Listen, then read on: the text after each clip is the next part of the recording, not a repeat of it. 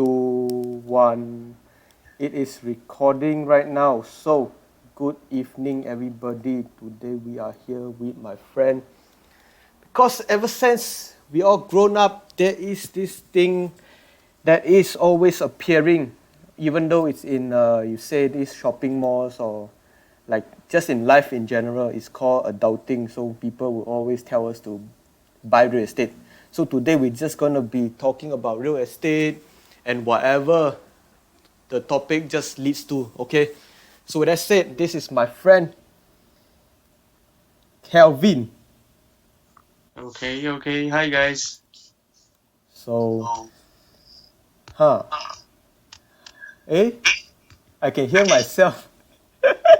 Serious. Yes, I think it's the microphone.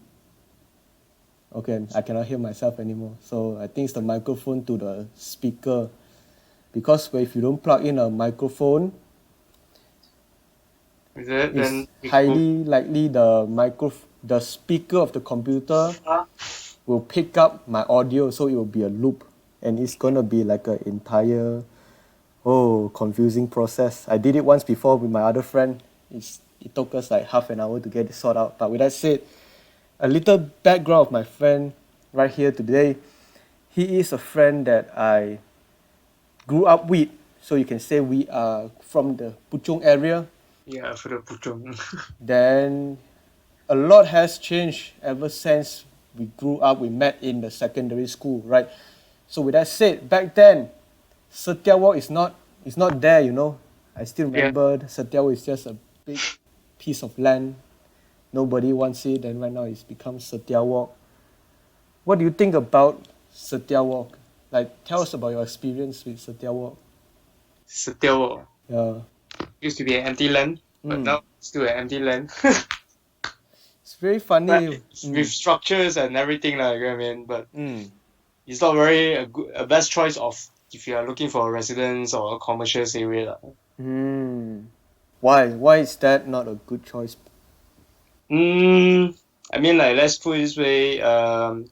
There's a parking you're gonna pay. Mm. So, the Malaysian sentiments. Parking, then let me think about it again. Mm.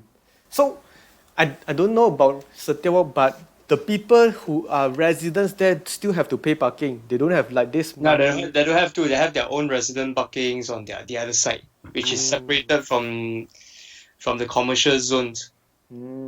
Okay.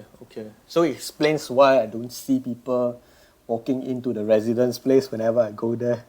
Yeah, it's separated. Okay.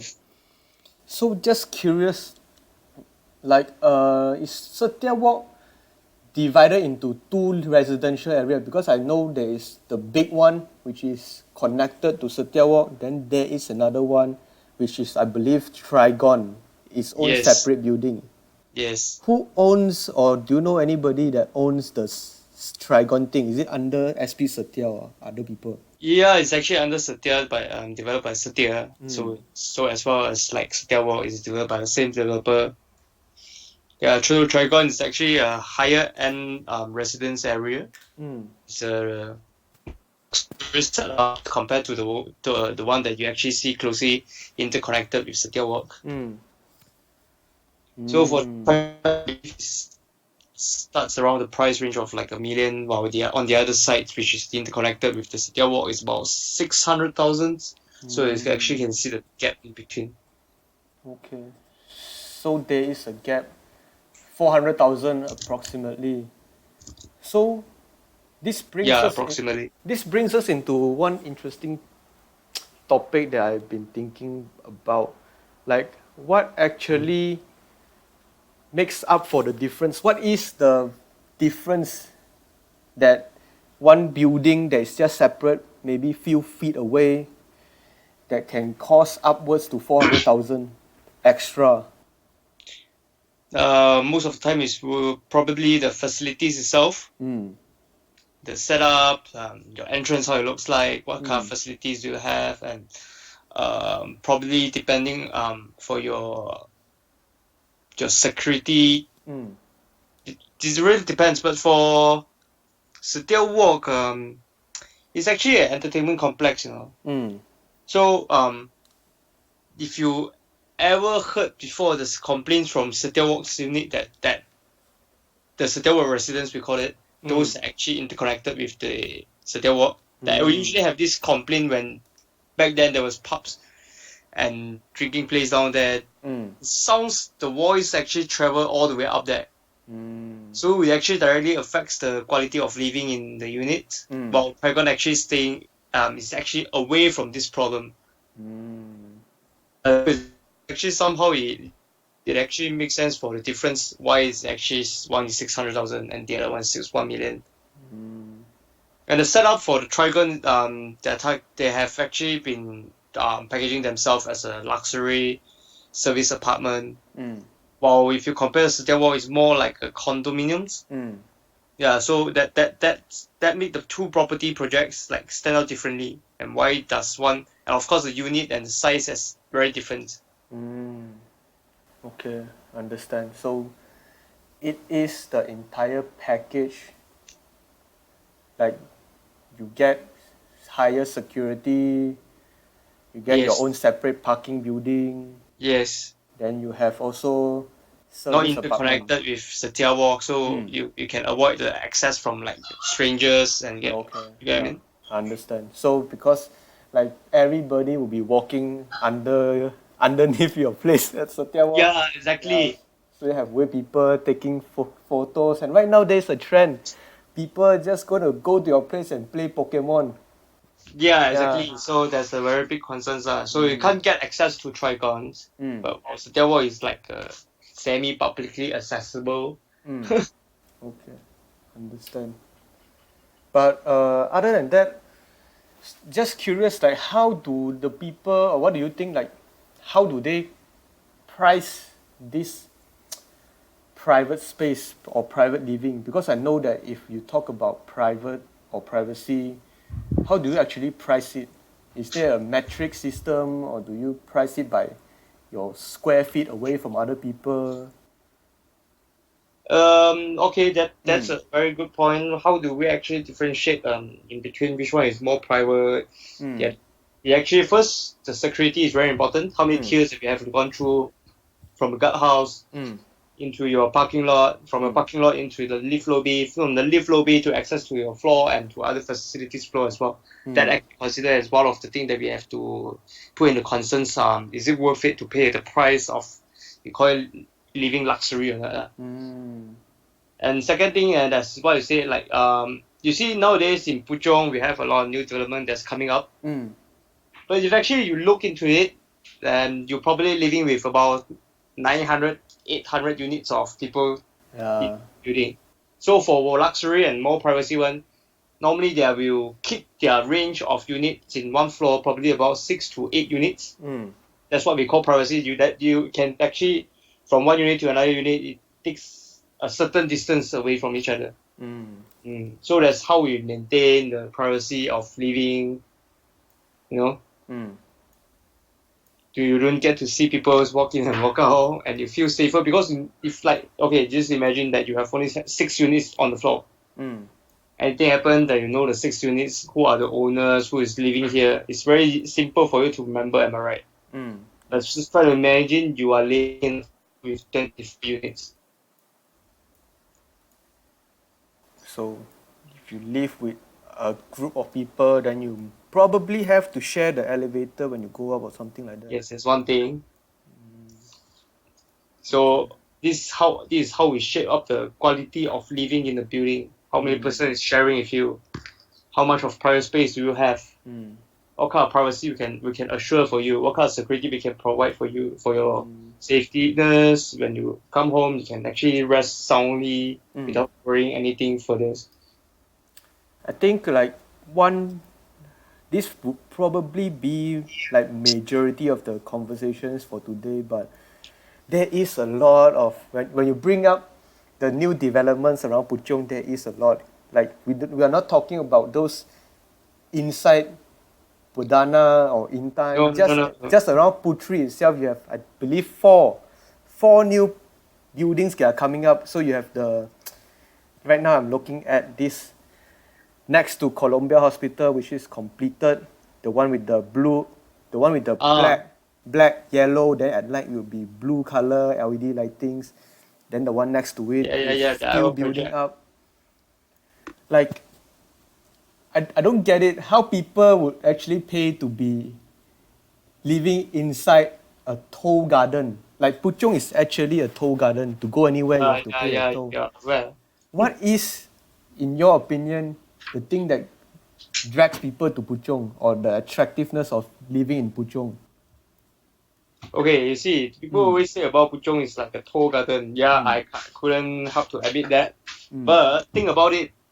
If you live in Puchong, mm, all your needs is accessible within mm, 10 minutes of reach.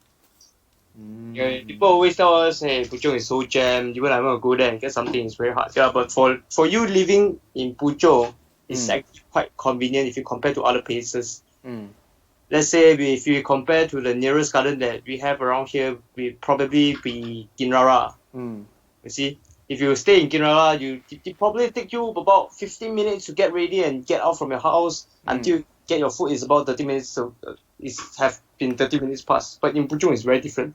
mm, Just imagine if you live in Bandar Putri, the accessible to food for your needs of daily basis. mm, It's very convenient. You can get mm. anything within like 10 minutes of drive or even shorter.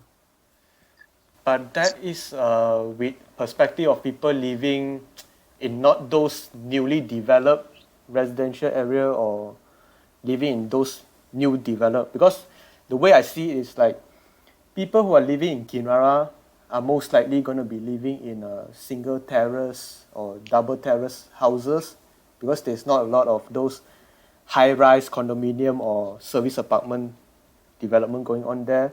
Yeah. But the people who are living or moving in all these new buildings, right, that are service apartments or condominiums, like most of them right now follow the trend of having, you know, Starbucks or 99 Speed Mart that is underneath, maybe Jaya Grocer that is underneath, is all connected. I don't know what's the exact name of it. It's maybe like a commercial slash residential development, something like that. You get apartments Or we upstairs. can usually call that Mm, commercial property. It's actually a condo. It's mm, a living space, but it's actually under a commercial title. So actually, it's mm, very different from that you stay in a rental property because commercial property. If your condo is mm, actually titled as commercial property, you're gonna pay extra for your utilities. mm, Yeah, so it's very different from if you're staying on a residence title home. It's very mm, different. That you pay on a cheaper rate of water bill, mm, you pay on a cheaper rate of electricity. mm, That actually sums up quite to become quite a sum of money. mm, That imagine, okay, if you are staying with a commercial title property, mm, you have not converted any of your meter or any what do you call this, the type of your residence mm, into resident. mm, You're gonna have a trouble of paying for the water bill, mm, not directly getting from Minda Water, but while you're gonna have to go through the management office, mm, will charge you on a certain margin, I would mm, say, on a certain margin. I can't really give you exact what's the rate. mm, And for electricity bill as well, you at least double up for your bill mm. because it's actually under a commercial title instead of a resident use. Okay, understand. So when you talk about commercial title, this interesting development that is going on right now that is in the heart of Bandar Putri, which is the Giant, Mm-hmm. a big commercial like a pasar Yeah, raya. hypermarket chain. So do you have any idea or any guess that is it gonna be a new mall or is it gonna be a new residential area? Because I'm looking at it right now, it is a really big piece of land that Giant has. Now, Giant, I think it will, for the moment, I Mm, think it will remain to be as commercial. a commercial, a warehouse, or a use for hypermarket chain Mm, because of in terms of its locations and mm, the build up and the structure, everything. I mm, don't see any reason why they have to demolish it and mm, then make it into a resident land. And mm, I believe the developer is aware of the market movement is it's kind of oversupply, we would say. Actually, I get this data from online. It's actually from Star newspaper. As of 30th September 2018, we have total about unsold completed residential unit of 30,000 units. 30,000. Yeah, 30,000 unit unsold. Completed, we are talking about. Like 30,000 is just it's a hard to imagine number. So, like for example, Let me give you a more specific idea on like how 30,000 looks like. okay. Imagine that we have about 500 unit of condo is placed empty in the hub of Klang Valley. Okay, 500 unit. Yeah. So 30,000 is gonna be like 60 of them big high-rise apartments. They side by side. Yeah. That is a lot. That is like the entire, like you can say it's more or maybe equal to the amount of buildings that we have right now in Kuala Lumpur. Yeah. And this 30,000 units is, I would say, it's quite a big number. That means, you just imagine, one unit we can put in about 5. Let's say we put minimum, we can put three family member in one unit. So we have it can fit in another 100,000 in the unit. So you can imagine how much of space we are talking about, right? It's a lot of space. Yeah. Imagine 100,000 can fit into this space. That is a big amount. Yeah, so that's why that we actually now we're having this home ownership campaign. Okay. Yeah, it's actually to give new buyer youngster like us that have difficulty in buying houses, that we get 10% discount. Registered developer, and at the same time we get because when buying houses, it's not only the amount of the down payment that you have to worry about, am I right? Stamp duty, the legal fee, everything we have to pay. But that is not a small amount of money though. Imagine when you buy a 500,000 houses, stamp duty is going to be 2%, and that's going to sum up to be about 2% of 8,000 is about 10,000. Is it? 10,000. Is it 10,000? You can just type in 500. 2%, yeah, it's 10,000. So you just have to pay 10,000 just to get your loan to be transferred into the developer account once you get the loan ready. So that's the sum of money. We have not put in account for furnishing fee as well. So buying a house is not simple. But due to all these unsold completed units, so the government actually have this initiative to work on this HOC, and that's where we actually get 10% discount on property with the registered developer and stamp duty exempt subsidized by the government. Yeah. So it's good that you bring up the first time home ownership thing. Yeah. Because for a new person, like how do they know where to learn about all this real estate? Like, is there any website or any person, Instagram person, YouTube person to learn from? Like, there are or do you just ask your parents? Yeah, no, that's where we go first, am I right? We go to our parents, or we go on Google. And actually there's a few of these property platforms portal that actually help us a lot to understand more on what it's like to own a property, and where should we start and how should we start, and you know you can actually check out iProperty, Property Guru, Prop Social, all these property platforms that are actually educating, in a sense of educating us on how to get a loan, why does what we should be considered before you're getting a loan for houses and all this. They have all the information up there. And if you're actually looking for someone in more specific, like you need to find for a real estate guru who can teach you how to invest in property with the list of initial investments funds. That's a lot. That actually I came across with one of these real estate gurus called Adrian V. Again, He's a Tattoo Series agent. Adrian V. Tattoo Series, yeah. Adrian He's V. actually we call it a real estate guru who actually share the ideas on how to invest on property and how to generate profits, how to sustain the game of investment in the long run. He is one of the icon for real estate investment property market lah. Okay. Yeah. Adrian Wee, Adrian WEE. Wee, yes. Okay. Dato Sri Adrian Wee. Interesting. So, with that said, you brought up two really interesting things that we will tackle one by one. So, the first thing is the housing loan. Okay.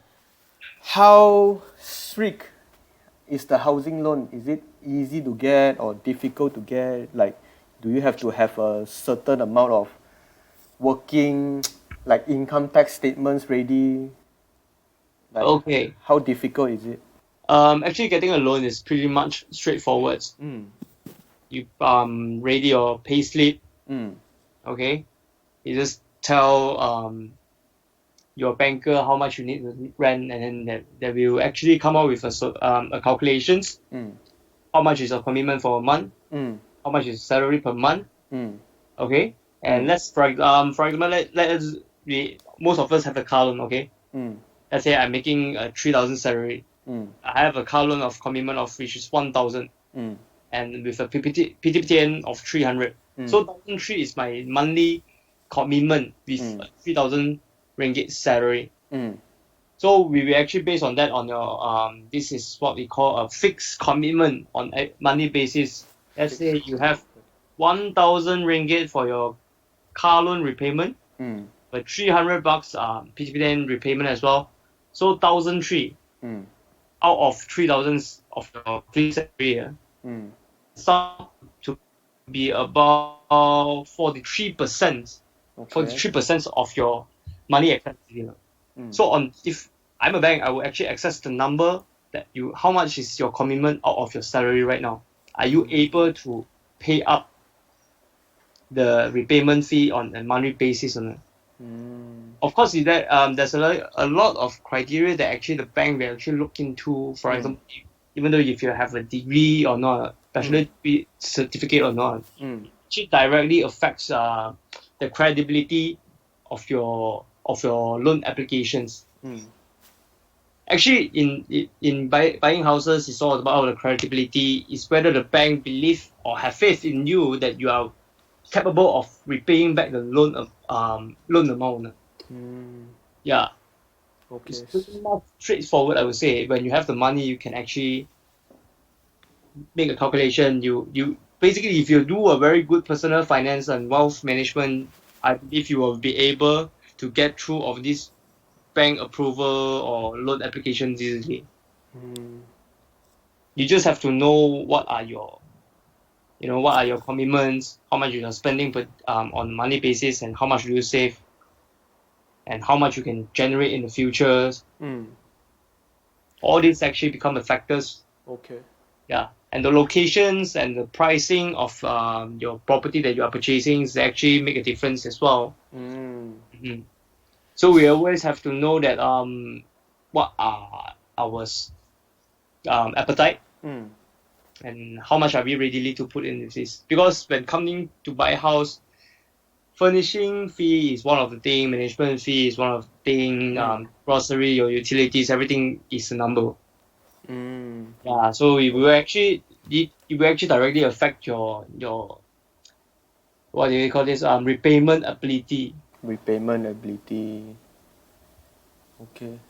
So does the bank actually ask you how much do you spend on other stuff other than your monthly commitment of the Not PTPTN? really. Not Actually, really. they're just looking at those fixed commitment like I Fixed mentioned. commitment. Okay. Yeah, like your car loan, your PTPTN loan, or your personal loan, or any loan that you have. Okay. Yeah. Understand. But I understand why you actually have been asking this question is because there's a lot of first time home buyer that actually saying, oh, it's so hard to get a loan and everything. Mm. Right. Because as I mentioned earlier, credibility is very important for the bank. Mm.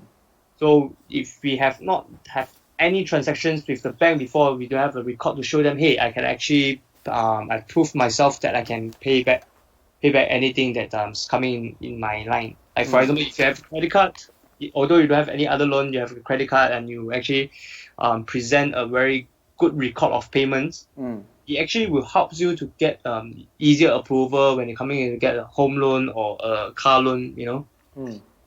So your So actually credit about card your score. payment ability and how credibility is you and your finance. Okay. So Malaysia do have like a credit score system going on. Yes, we have this secret Secris. Okay. Secris. How do you spell that? S-E-A. CCRIS. I spell secrets. No, CCRIS. C R I S. CCRIS. C-C-R-I-S. Yes. Okay. E-Secris. Yes, Secret is the online platform that where you can actually submit and then try to get a report of yourself, like to check what are you, you know, what are your secrets or what your credit score for your what it is called payment ability, what are the credibility of yours that you actually can refer to it and you know have an idea on like how much commitment that you are having. So the credit card, everything it goes into this Secris. Yeah. Like if you miss a payment on your credit card, then you'll go into this record. Yes. Okay. So there is more incentive for people to pay on time. Yes. I mean, like, it makes sense, right? If you're gonna have to, like, let's say, if you are getting a house loan, I'm the bank, okay? You are getting a house loan of 500,000. You have to minimum pay about 2,500, and you are making 4,500. That's half of your salary. Like, but from a bank stance, I probably will reevaluate or what kind of job that you're actually doing. Is there any what do you call this promotion chance that coming in the future few years that we will actually put this into account. I mean, like, bank wouldn't tell us that we'll do this, you know, but a bank actual science behind that or the business analysis that will put into concern is this how long I've been working in this company. We will always have this benchmark of, you know, oh, okay, maybe this fella work 10 years already, then he's probably getting a promotion soon, you know. So probably I will give it an easier pass. Maybe I go linear. I give you a chance to, you know, to go. Okay. Linear pass. Yeah, linear pass. You know, I have a faith in you, lah. Come on. Because as you are aware that we have housing loan, we have two type of housing loan, a flexi and a fixed one. Am I right? Flexi loan is the loan that we will be able to adjust our repayment. Okay. That means like let's say my minimum repayment for this month is 1,000. I can make it flexi that I pay 2,000. So I have pay 1,000 at once, which will continuously in the future, if I keep doing this, that my interest I will save it a lot and I will be able to repay my loan faster period. Am I right? Yeah. So if bank might we take this as what I said, what are your positions in your workplace or how much of salary they are making to actually determine what kind of loan that you can get, like flexi or fixed. Fixed is the one that you are designated to pay with this repayment over the period of over the contract, and you cannot pay more to cut the interest. So the fixed one is almost similar to your car loan. Yeah. It's similar. It's exactly similar to car loans, unless some of them actually provide you some semi-flexi loans, you know. Okay.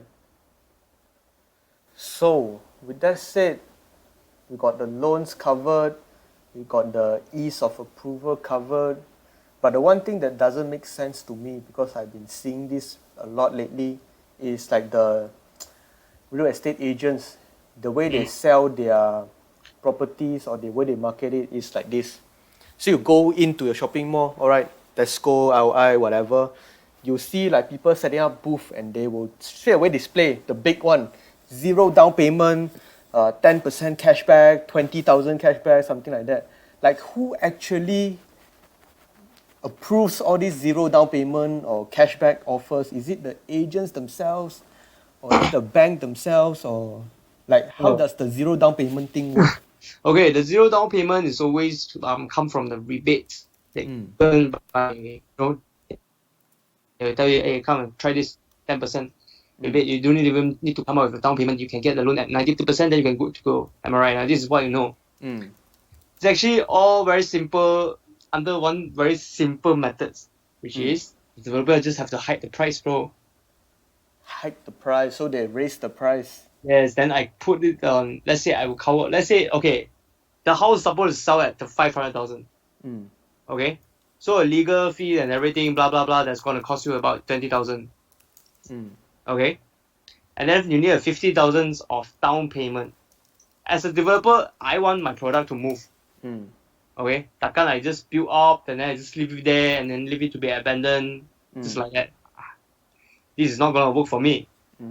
So that the developer will diverse a plan whereby, okay, let's say our target price is at 500,000. To achieve this, we need to give freebies.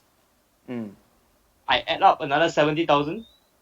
I sell the property price at 570,000, and I give you things in return. That means it's more. It's not exactly rebate or some sort of thing. It's just actually a trick of sales. So they raise up the price, then they give back you the amount you pay. Yeah, because we all know developer is a very profit-oriented businessman. It's impossible for a businessman to go discount on you. Am I right? And yeah, there's actually a big problem about this thing. It's actually which is not allowed one. So previously back then before home ownership campaign, you do not see people publicly to tell you get free rebate, get free legal or stamp duty fee. You don't get to see people do that in public because it's illegal. So what has changed, or did I read the sign wrongly? What you are seeing now is an initiative by government, so it's a very different thing. Okay. Yeah, because we have so many unsold units, and government has a responsibility to give the market a little bit push to stimulate the market a little bit. It's really interesting. Yeah. Because when we talk about all these investment things and the market thing, like it has been quite a long time since there is any recession going on. I think it is a really fortunate thing. But is it going to happen anytime soon? I'm not in the right position to comment this thing because I would say today is a very different market than where our parents were from. Their market is so slow and our market is so fast that it's so dynamic. Every day is changing. Every day there's a new business that venture up that suddenly get a big sum of money from the venture capital and all that thing. It actually depends on how we actually make the business. The economy does put an effects on the market, like the political trade war recently. But whether to have recessions pocket coming up or not, I seriously have no idea. I cannot even foresee this time. Because things can happen so easily in one day today. Because for me, like I actually read a lot on this 2018, 2008, 2007, the real estate bubble that happened on. Actually, it's more like a underlying symptom of something went wrong that nobody check it out. Like nobody. I think I understand.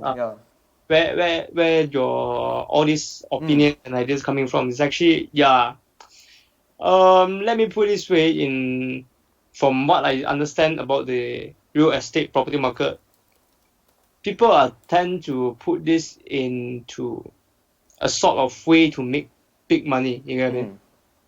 But I mean, like real estate, the sole purpose of real estate is to not make money, am I right? It's to accommodate your needs of living under a shelter for business to have a locations, but there's a lot of because commercial property, not the common user like us we're able to invest in because we are talking about millions of dollars. and you don't get 90% loan for commercial. Okay. For the residential part why do we actually see so many unsold completed residential unit is that I think a lot of us who work in the real estate industry have to bear with the responsibility okay.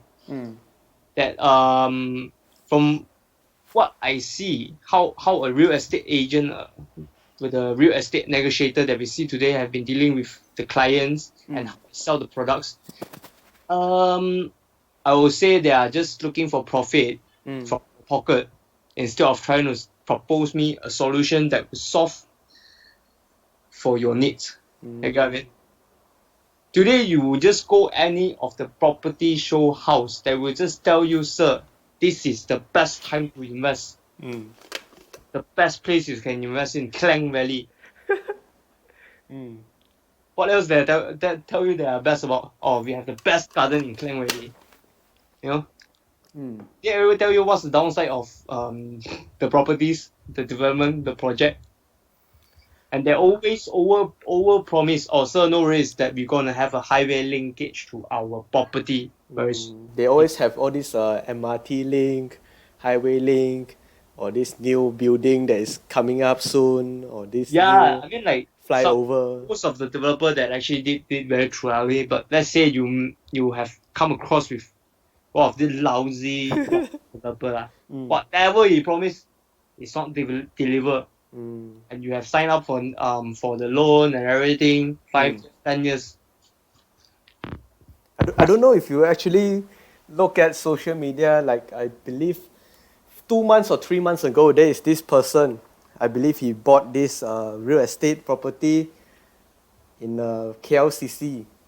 Then this uncle is probably like a 40-50 years old uncle. We call it Uncle Hammer, Jack Hammer or something like that. They start bashing up the entire place. It's really interesting thing that they actually have people like would actually be pissed off to actually destroy their own unit. And to let people know that how.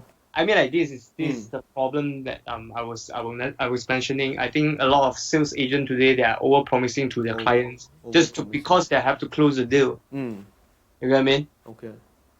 So I think, I mean, like if let's say like today if you bought a house, let's say 500,000-600,000, you walk in, you get water dripping everywhere. You know, you're starting to come off from the bricks. I'm sure that you will definitely piss off because you've been dreaming to have a home that we call a place that we call it home ourselves. And then you went in, you look at it. This is more shitty than the toilet. Of course, imagine you. Let's not say like the case that happened 2-3 months ago. That was a luxury. Yeah, luxury. They paid multi-millions just for the shit. Yeah, and he actually have a point like, impeccable design. Yeah, impeccable design. I mean, like afterthought. I still remember that thing.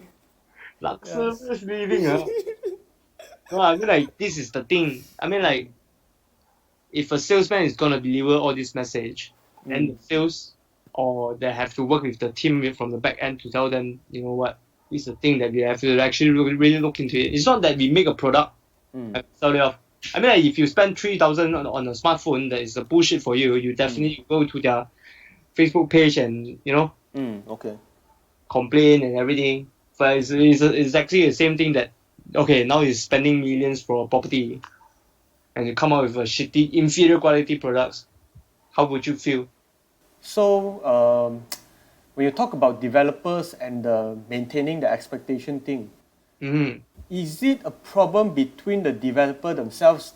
They don't have these in-house agents, or do they rely too much on like third party to sell their houses? I would say it's the idea of how the leader, the sales, the sales manager or the sales director, how they're leading their underlings on working this thing. I would say it's a very, I would say it's a management problem that this sort of this sort of problem actually created because of their over promising. Okay. So like the reason I bring this thing up is because when you look at the Apple stores, like the real one, not those epicenter that you have in Yeah. Malaysia, the real one where they have windows, beautiful, then the Mm-hmm. Apple employees themselves wearing the blue color T-shirt. Yeah. So they are actually trained, and like their relationship is directly with Apple themselves. It's not like a third party retailer. So Yes. with that Correct. said, because the way I bring up this thing is because I noticed there is a lot of real estates agency going on, meaning you have a lot of advertisement. They are looking for young people, usually fresh graduate, because they don't Yeah. care about your work experience. They just want either your contact list or your willingness to work And for one more thing commission about pay. fresh graduate, I don't really practice a work ethics yet, so it's very easy to get influenced.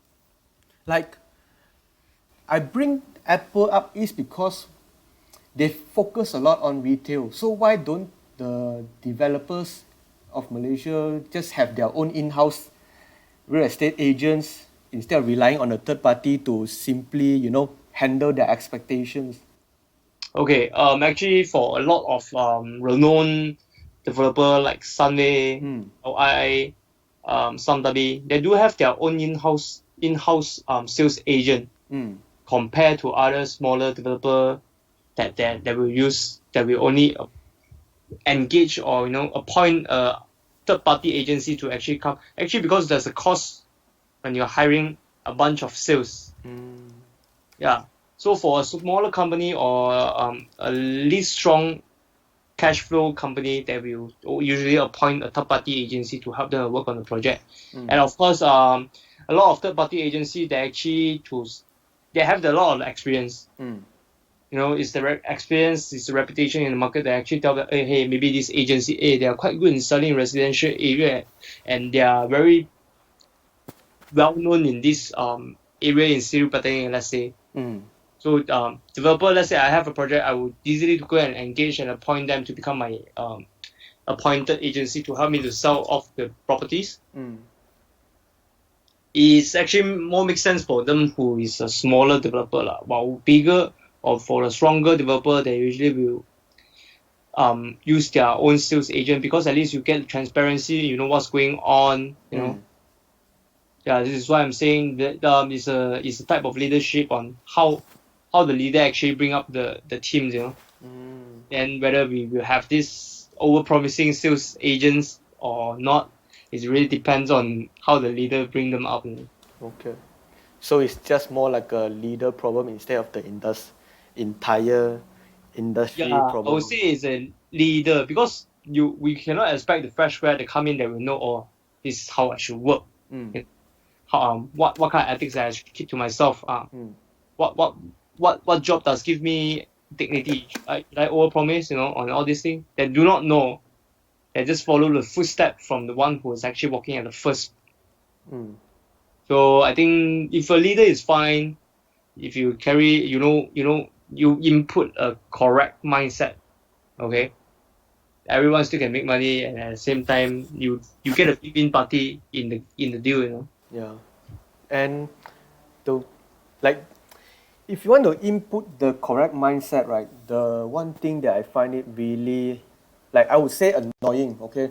Mm-hmm. They don't put how difficult it is to sell the real estate. Okay. They will never say how difficult it is to sell real estate. They will always say, like, if you sell the real estate, right, you get to go on a cruise to, Greece, a cruise or vacation trip to Bali, Yeah, yes. Thailand. They always give you all these incentives, like you get new sports cars, 3 Series, BMW, Yeah. okay, those things. But so you get a lot of people that probably, I'm saying probably, fresh graduate, they think it's really easy to sell a real estate and Yes. they will say anything, like anything to get you to buy.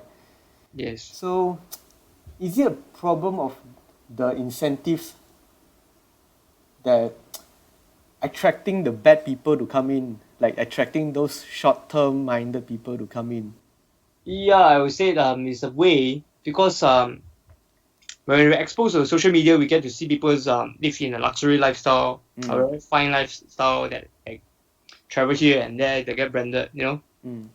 So I think this is a problem where the market leaders are okay, whoever is in the market more pioneer than the fresh grad, they will try to convince them, hey, you know what? It's actually trying to sell a house, doing sales is very simple, you know, you just follow my step and this and that. And you get this and that.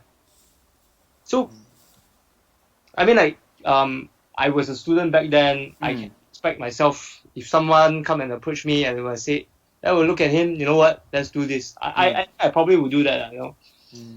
But after a while, when you build up your own career, you know that, what kind of things that actually you're looking up to, you have your own dignity, then you will be very different, you know. Instead of like telling them what kind of incentive they will get, what kind of cars they will drive in the future, what kind of brand they will carry in on their body, you know.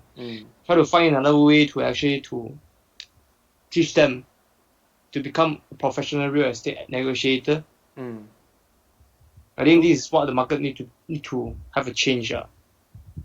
Or to actually like just help people solve problems, you know. Yeah, Like help people solve problem, you know. like they instead of those customers or buyers, okay, ending up with a useless property that is nowhere near the highway or nowhere near the MRT, okay, like maybe Bangi or somewhere else there, okay. Uh, They should actually like just help people to yeah, connect them with the name, the the title of real estate negotiator is that you are a negotiator that represent the buyer and the seller party to make the perfect deal, to negotiate into a most optimal deal that both party will have a win-win situation. You see, Okay. it's all to ask you to become an over-promising executive. It's really hard to get people to Yeah, but promise a you lot. know, there's is definitely hard for the market practice to come around in a short time. It's hard because like you are talking about essentially the developers, they just wants to get rid of those property or the listings as soon as possible so they get cash to build another building. Yes. So like it's not in their interest to hold it as long as possible because they don't collect the rent unless they are some way involved in service apartments, then they do have to collect something out of it. But Yeah, but that's definitely not a cash cow for the business side. Okay. That's definitely not a cash cow for the business side.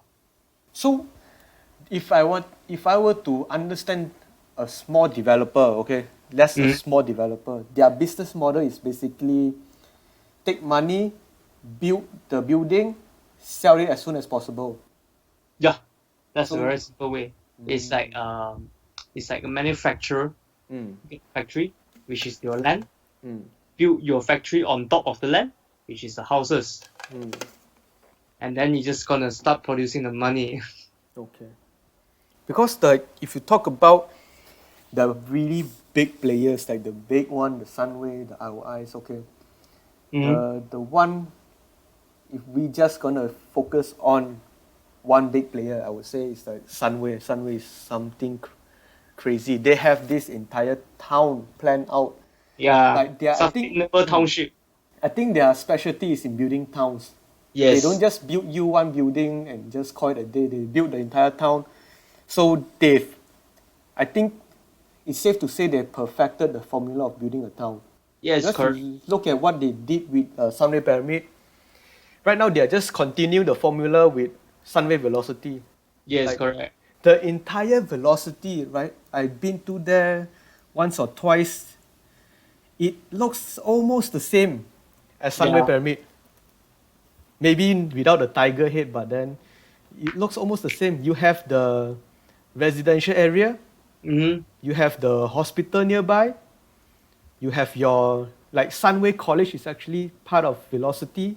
Then you have all those like office buildings. I don't know what's the term, but it's I believe Soho, those type of buildings there. Yes. Oh, we call it a small office or home office. Yeah, they have all these things built up Yeah. over. I mean, Sunway is a very good property developer.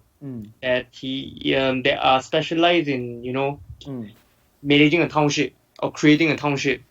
They know what kind of sustainability is meant for a township to sustain. You see, I mean, like just Okay. along the LDP or federal, do you see any township that is so sustainable that you can literally just live in Sunway City itself? You get a shopping mall there, you get a school there, you get your job there. You can live in Yeah. there. You can even go and check out a doctor. Yes. And you have a kindergarten, you have a primary school, you have a secondary school, you have an international school, you have whatever choice that you want. We have a top-notch university in Sunway. Yes. Yeah, so I mean, like, I think a lot of developer can actually learn from there that actually how to really build a sustainable township. I understand. It's Yeah, like it's crazy to just imagine like I think it's around 1980s or near to 1990s that Sunway just started yeah, with just a big hole in the middle of yeah. nowhere. It's a big mineral hole in live in Yeah. nowhere, and then guess what? Then they just decided to put like a big vuvuzela there, then just build the entire town around it. Yeah, It's just crazy. Like yeah. It's the fella nobody is think of built that. on his own sim city. You see, his own sim city. Then just slowly become like a big entire empire. Like Yeah. right now, if you actually look at Sunway's portfolio, they are doing it. Of course, it's Velocity. They're doing it in Penang. They're doing it in Ipoh. They're doing it in the Iskandar, Johor there. It's Then they under. also have like townships that are in talks with China, so they are ready to build everything.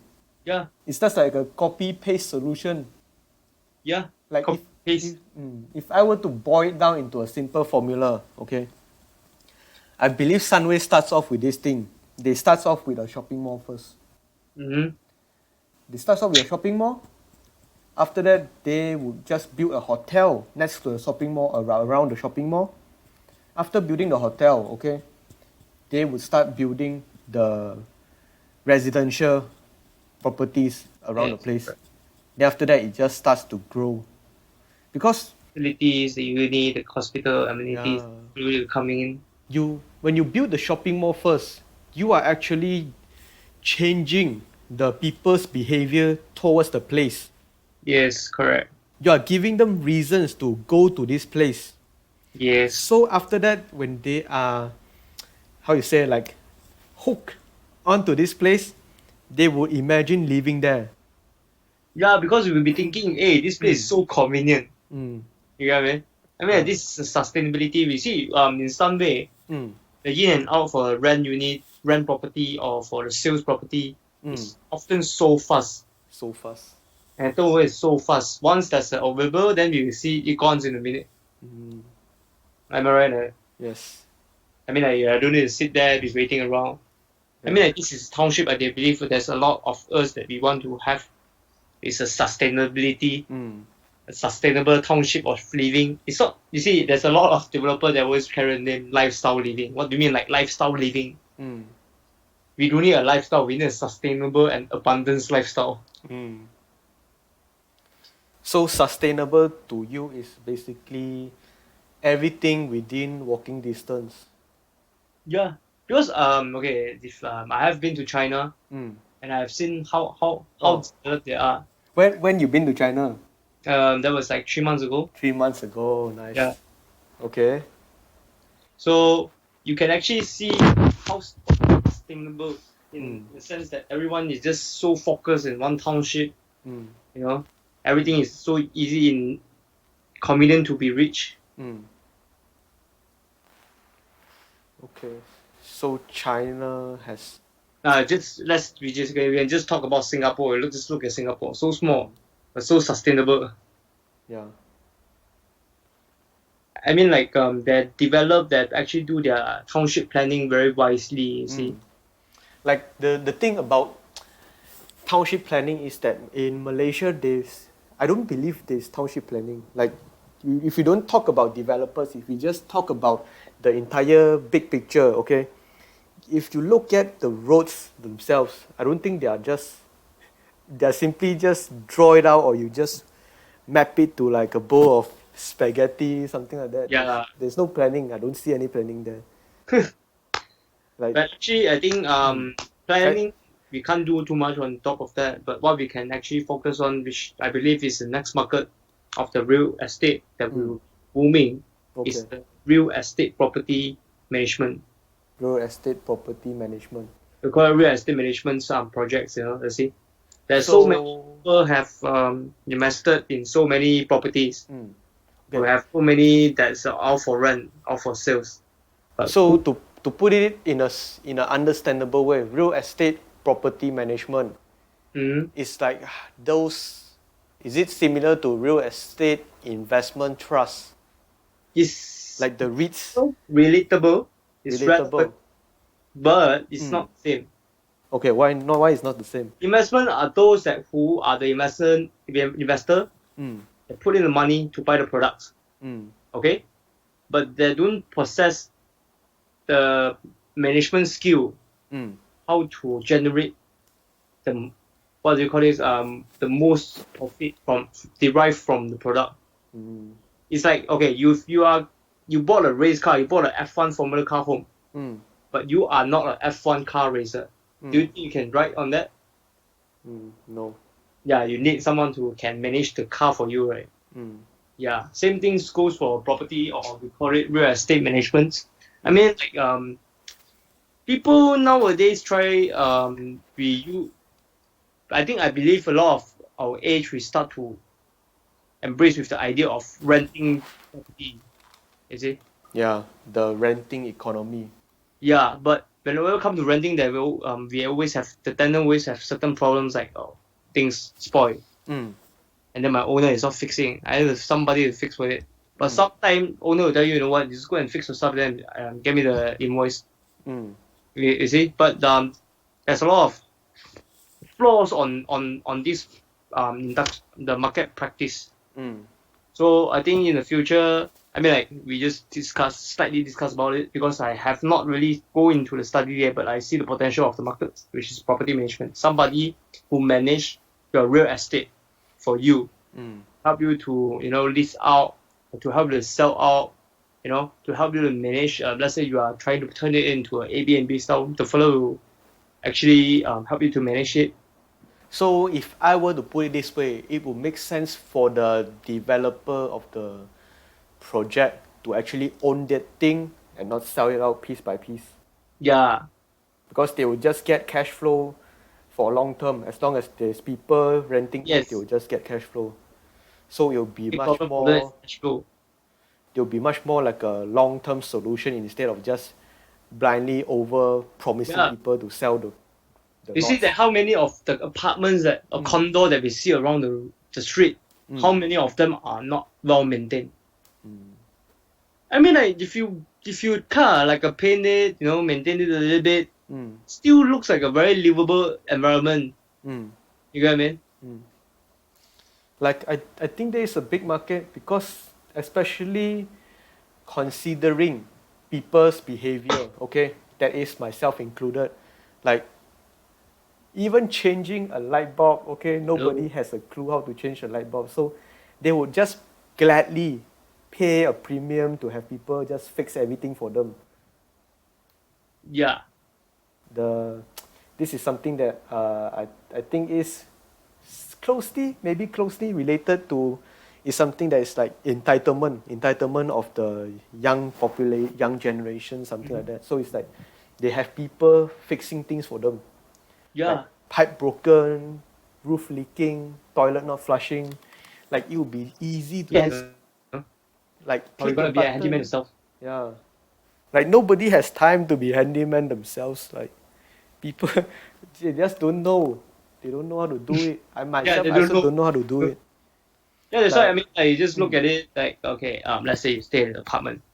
Okay, you have a well managed management team managing your property, managing the environment here.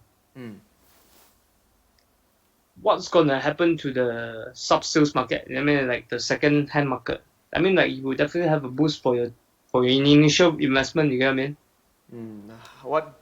We do need to blindly just to invest on new property and wait for 5 years and then just sell it off again, let it abandon and then sell it off again. What? I mean, like, this is not solving the problem, you see. You build a new thing, you throw the old things away, and then what? Is the building is going to be there?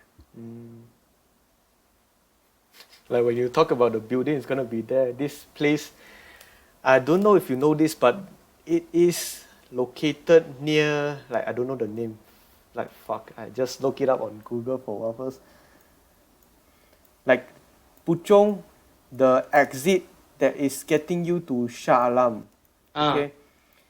After the Shell there, you have this building. I believe it's the USJ main place. Okay, main place. It has been there, like, because last time I passed by the place while I was in primary school, which is about 15 years or maybe 20 years ago. Okay, a long time ago.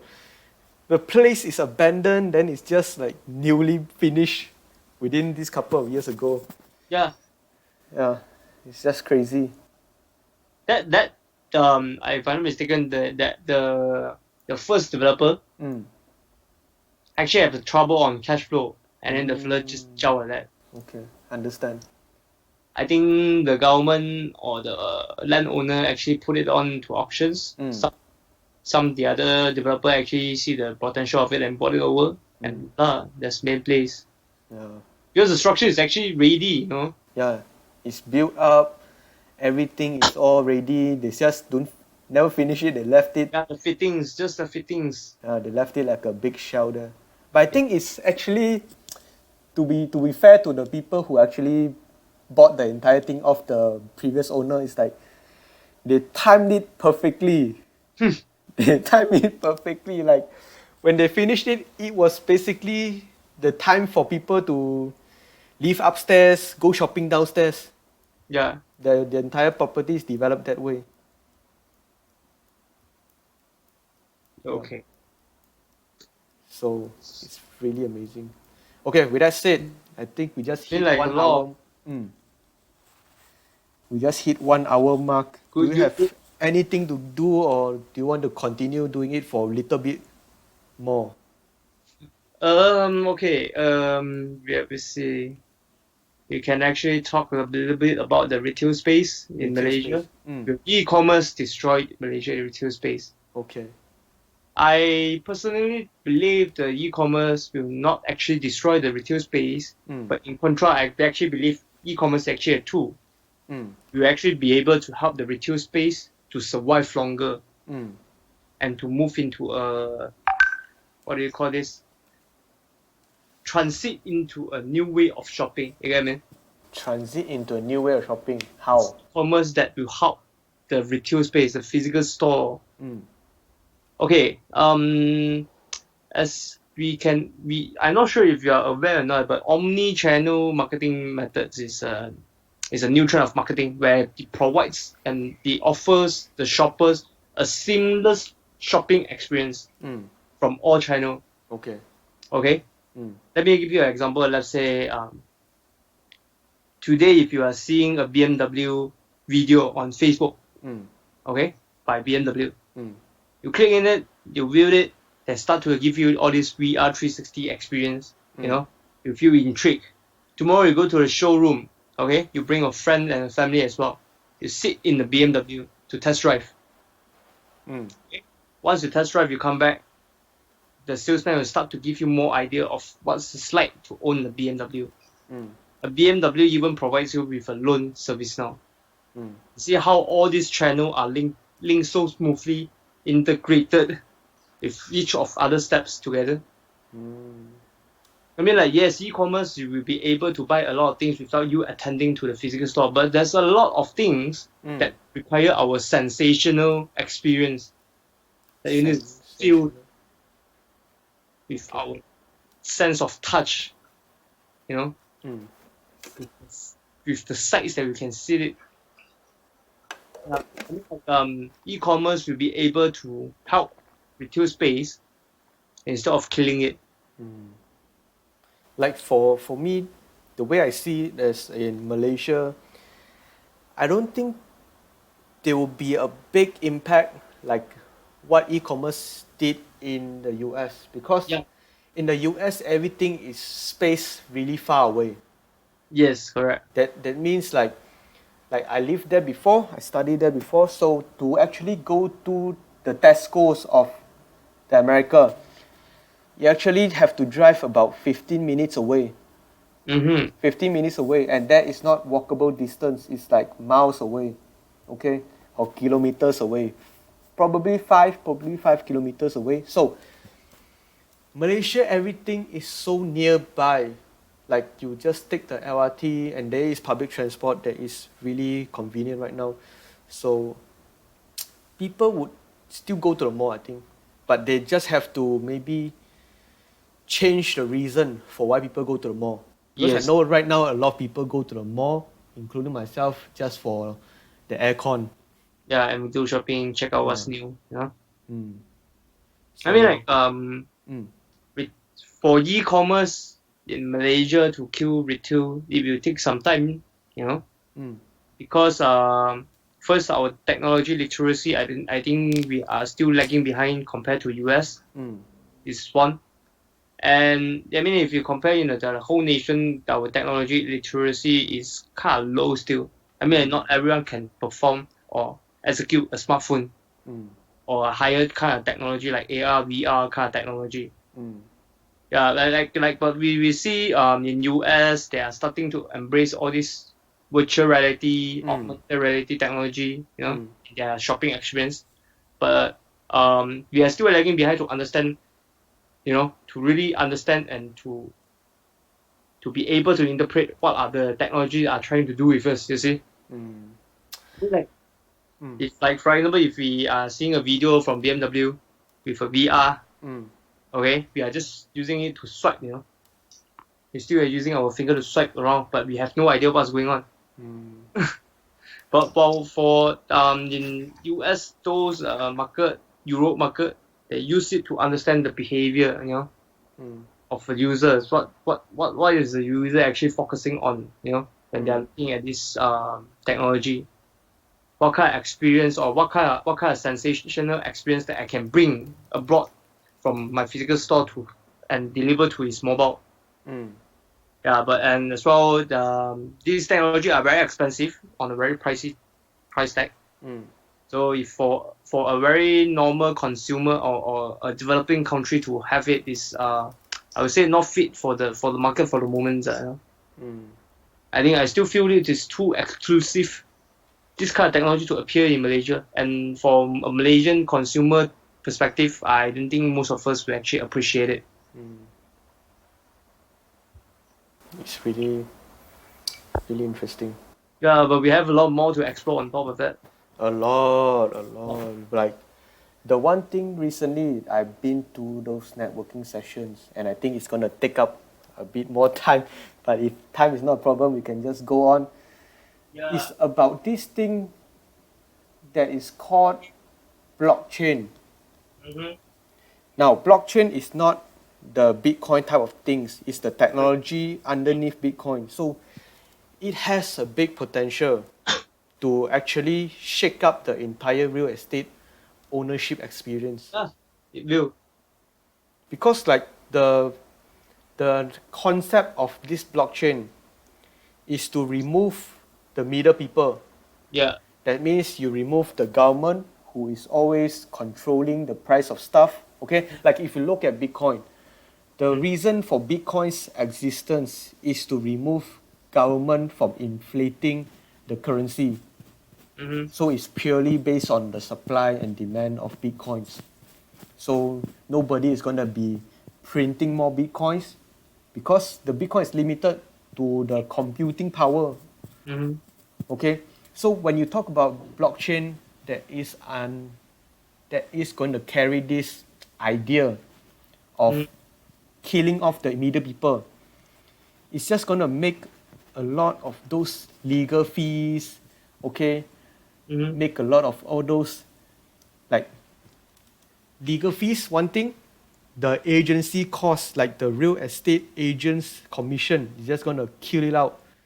Yeah. So it'll make it really cheap to own property and easy, of course. You see, I think, but for real estate to work together with blockchain, I think what we can get to see here is more instead of for the sales transactions. I think you can do better for leasing and property management kind of thing. You see. I think I know, or I think I guess where the direction is going is likely gonna be tokenization. So tokenization is basically, like, for those who don't know, tokenization basically it is, you take a Bitcoin. Okay, Bitcoin right now is priced around 13,000, 15,000. It's too expensive for one person to own Bitcoin. Okay, but if you tokenize, meaning you take one and you break it into fractions, so Yes. people can actually buy into a fraction of the Bitcoin. Yeah. Right. So here is where property management is going to come in. They are going to tokenize the entire real estate development. Right. Yeah. For example, they tokenize the entire Sunray Pyramid into fractions, then they just sell it off on a market platform. Okay, maybe a token exchange platform, something similar to Bursa right now, which is doing it for the real estate investment trust, the REITs things. Okay, but it's totally going to be different because there won't be any middle person. Yeah.